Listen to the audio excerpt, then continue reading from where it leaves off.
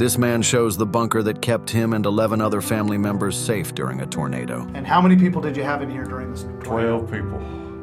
12. 10 kids and me and my daughter. The small hole in the ground was stocked with bottled water, diapers, and milk for the youngest grandchildren, a flashlight, and a battery-operated TV.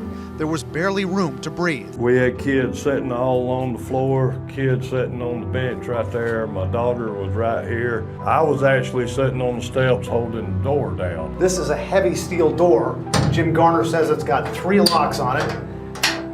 And yet he still, during the height of the tornado, had to hold this door down with all his might as the storm pulled it. He said it was all he could do to hold the door in place. You could feel the tornado sucking on the door.